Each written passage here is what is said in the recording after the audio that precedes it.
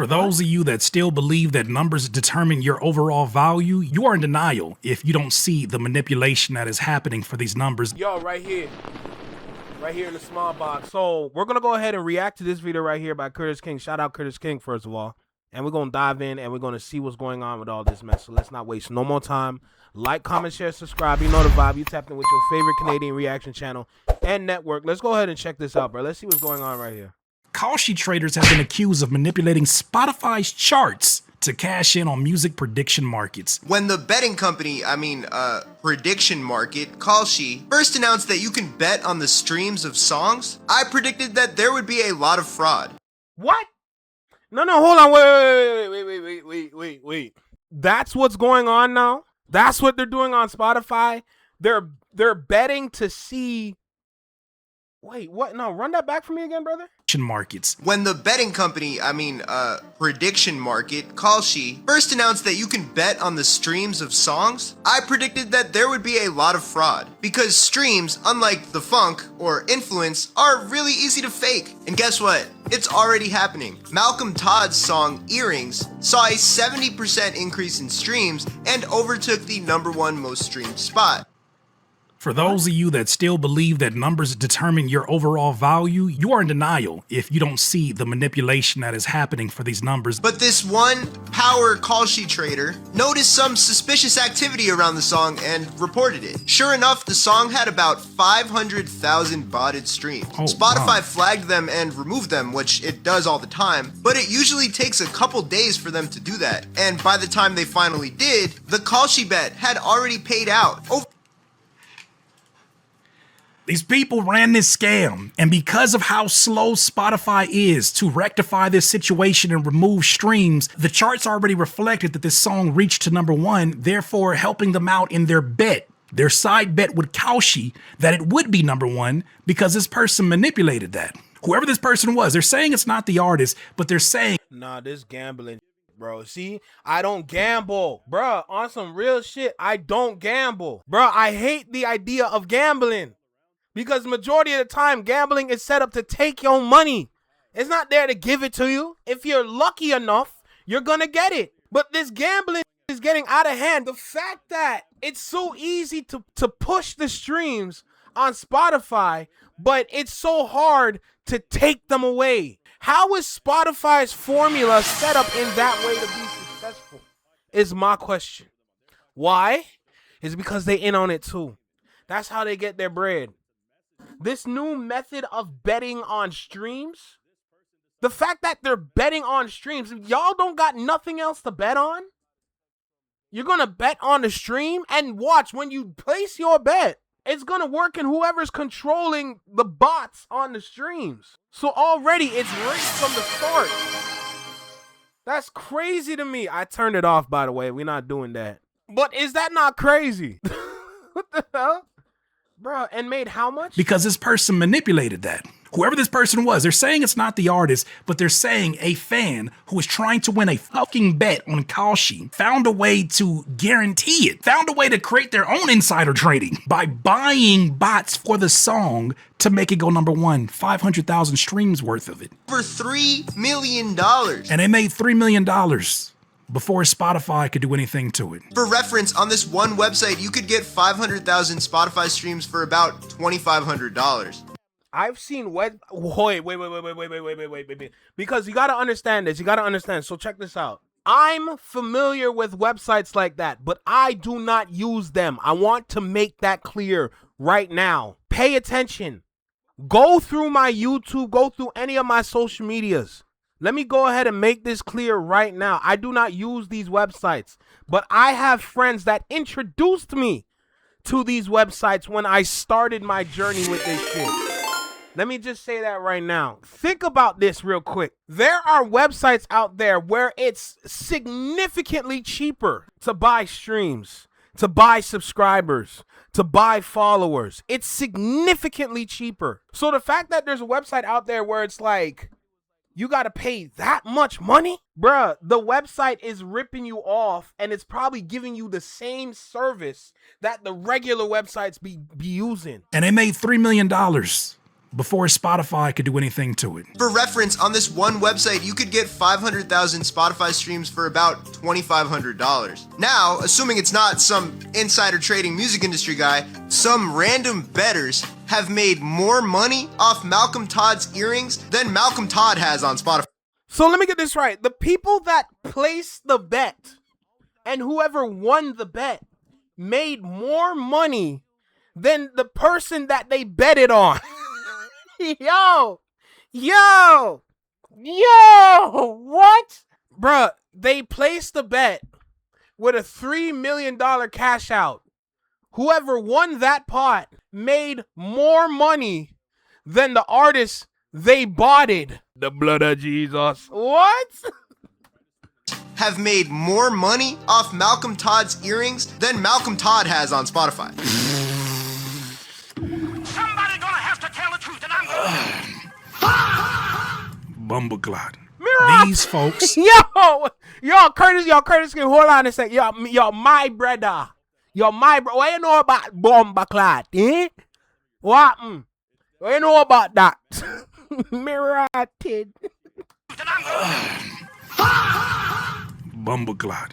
These folks probably not even fans of this particular artist. Because how could you call yourself a fan while also putting your artist in danger of having their music removed because of fraudulent botting streams? You're not a fan. Bitch, you're a fan of money. You're greedy, and you're willing to sacrifice your favorite artists and their reputation so that you can win a Kalshi bet. Now, Kalshi is built, just like Polymarket is built around predictions. That's in many different places, like when Grand Theft Auto 6 was gonna drop, all these different things, right? They're betting on everything. But you can see how the same thing that if you did this with the stock market and you had an idea of how that was going to trend and you made decisions based upon that will get you in jail. This doesn't, because it's still very new as a gambling space, at least online in the way that it's being presented. The people who botted it made more money than the person who made the fucking song.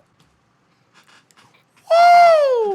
Spotify can't catch the botted streams in time to stop Kalshi from paying out the scammers as of right now. It's a giant inefficiency, or if you're a scammer, it's incredibly efficient. So how do we stop this from happening? Well, either Spotify gets way faster at stopping botted streams. They're not going to, because they're getting some sort of cut. Or we do something completely radical and unbelievably insane. Like, don't let people bet on an incredibly flimsy and cheatable metric. Russ has something to say about this, and Russ has been somebody that I think has been very transparent. So allegedly people can bet on a song going #1. But here's the part that's messing me up. Regular people can make a song go #1. Is this on? Regular people can make a song go #1 just so they can win a bet. Man, yo, get me out this. Manipulate the streams, cash the bet, and the artist's reputation takes a hit even though they might not even know it's happening.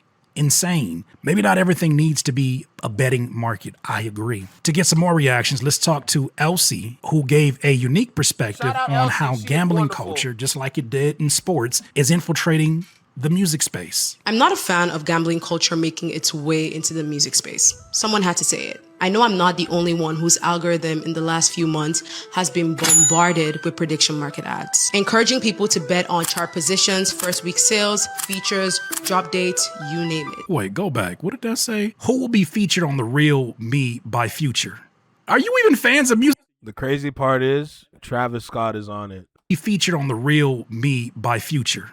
Are you even fans of music anymore? This, I don't think, is creating more musical fans. This is creating more greedy and entitled human beings. Nothing is off limits, and I think this makes it so dangerous because these prediction markets aren't regulated. Last week, Spotify launched an investigation after discovering over... Now, here's my thought, because I just had an epiphany where it's like, what if there are artists out there that are in on this shit and then they're getting a cut and they're producing subpar songs to win bets? What if that is the new play for artists to line their pockets? And think about it, some random artist, somebody made $3 million. What if this was for a high tier artist where they can get like 8-9 figures? over 500,000 artificial strings from bot activity on Malcolm Todd's song Earrings, which climbed to number 1 on the charts overnight. Now, Malcolm Todd most likely had nothing to do with this, but this surge coincided with suspicious activity on Kalshi, where some users had placed bets on the chart outcomes. So in this day and age, someone could bet on a song to go number 1 on these prediction markets, artificially inflate the streams, cash out, and leave the artist to deal with the backlash that they had nothing to do with. Here's the crazy part about it too. What about all those employees of the labels that got fired? What about all those people who are familiar with insider information? It seems like they would have a crazy advantage, especially if they're still jobless now, if they were involved in this Kalshi marketing, this Kalshi betting and gambling. This just leaves more opportunity for corruption. I mean, the music business has been corrupted for years, ran by mobs and all these different things, but like, this is a different level of corruption. This kind of corruption is going to do damage to the industry. If not, it already did damage to the industry. Maybe that's why, there's so many factors as to why we're still in a shift in music. Let me go ahead and make this clear to anybody that doesn't know. We're still in the shift. It's going to take a while. We've been putting out the same kind of music for the past 10 years. Like, if I'm correct, it's the past 15 or 16 years. It's supposed to be a decade, like, rotation. We went past it for like 5-6 years. It's gonna take a while to make a change in music. Just to make it clear. But this, you gotta get rid of this. I ain't gonna lie to you. Because this level of greed within the music industry, you gotta get rid of it. I'm going to be super honest. You got to get rid of this because it's not helping anything. This is why the music industry is in shambles now. And these are the kind of things a lot of people are not going to get or understand or don't even know. But these factors is the reason why the shift in music is taking so long. We still haven't figured out what subgenre we're going to use to kind of lead a pathway to the next round of good quality music. Haven't figured it out yet. Everyone is still experimenting. I seen a post on Instagram yesterday how there's some artists out there that actually sound like Motown artists in 2026. Motown. That Motown. There's artists out there that sound like Motown artists in 2026. We don't know where we're going right now in music. Let's go ahead and make that clear. And the music industry ain't helping nobody. So a lot of people out there talk about death of monoculture. I have a different take. Monoculture is definitely dying, but the way they're trying to hold on to it by sticking to what they know, it's like you're ruining the same thing you've built by overusing it, and you refuse to let it go. That's an addiction. This is so blatant, it's so disrespectful. It's like, it's not just the fans who are going to do this. It's people who feel like the labels have done them wrong by letting them go after being there for 15 plus years, who have direct communication with these artists, who have podcasts that they can tell you to do one thing and tell you, hey, I think Kendrick gonna be on this album. That's what I'm saying. Kalshi, I think they're gonna be on there. Knowing damn well he's not gonna be on. But here's the thing, There's so many very popular podcasts where they do create conversations like that. Who do you think gonna be on the album? Who do you want to see on the album? That's crazy. Are podcasts in on it too? While they bet on the opposite. The fact that I'm not seeing more artists speaking about this is crazy to me. In fact, artists have been at the forefront of advertising for these prediction markets, targeting their young, gullible fans. I think this is what happens when music conversations and culture become driven by the numbers instead of the art. We've been talking about this for years. Some people said there was no big deal, but we're seeing the repercussions play out in real time. Putting betting markets on music only incentivizes people to continue to manipulate whatever can be manipulated in order to cash out. And the only people winning in all this are those prediction markets, are the corporations. I don't know what the line is or whether we're just too distracted or too far gone to care anymore, but I feel like if you really care about the music and the integrity of the art, you just can't support this. This is something that we should be talking about more. We're in a space where our space has already been colonized from a cultural aspect. The avenues have been monopolized by companies we know that don't give a damn about what it means to be a hip hop artist, an independent artist. Now it's being flooded with people who you can't even trust their intent because of their addiction to gambling. It is insane to me how many videos I see where somebody is doing a prank in public that is geared towards kids, and then they yo, you are speaking facts. I see this all the time. You'll either see street interviews, you will see people roasting each other, you will see pranks, you will see skits, you will see all kinds of content on social media, regardless if it's TikTok, Instagram, Twitter, etc. But every time they'll have a skit going on, mid-skit, they literally pan the camera to the phone with somebody gambling on it, and then it's a part of the storyline, and all of it is targeting the younger generation. Bro, oh my God, that's so crazy. That is so crazy. That is so effing crazy. The amount of videos where I see like people just randomly interviewing other people, and then mid-interview, yo, you want to see me hit this bet? Bro, what the Yo, say that part again. Their intent because of their addiction to gambling. It is insane to me how many videos I see where somebody is doing a prank in public that is geared towards kids, and then they say, before you talk about that, let me cash my bet in. I'm sorry for being ugly. Even though I'm ugly, I can't be a broke. Let's see what we get on pack draw. Okay. Manita! We don't know which one it is. These are kids that you're now, as Professor Sky said, you're grooming them to become future gambling addicts. This makes it even more congested and filled with people that have no business being a part of these conversations, have no business being in music. Shout out to Gino. There's another perspective that I wanted to share with you. Somebody went on Kalshi, made a bet that Malcolm Todd was going to have the #1 song on Spotify, and then bought 500,000 fake streams and won the bet. We've taken something that was already so vulnerable to fraud, something that was so fucked up, and we've attached a financial incentive to it for degenerates, where you can manipulate the charts. You can literally bet on your own manipulation. So you now can manipulate the charts for your own monetary gain. You have invented insider trading for Spotify. Streaming fraud has existed for years. We've had fake playlists, we've had click farms. We have entire businesses that are built to inflate numbers. Let me let you in on a little secret. It only costs a few $1,000s for a few million fake streams. Right. And that number fluctuates depending on the quality of fake streams. Like a record label, the reason their numbers aren't getting flagged is because they're buying higher quality fake streams that are not.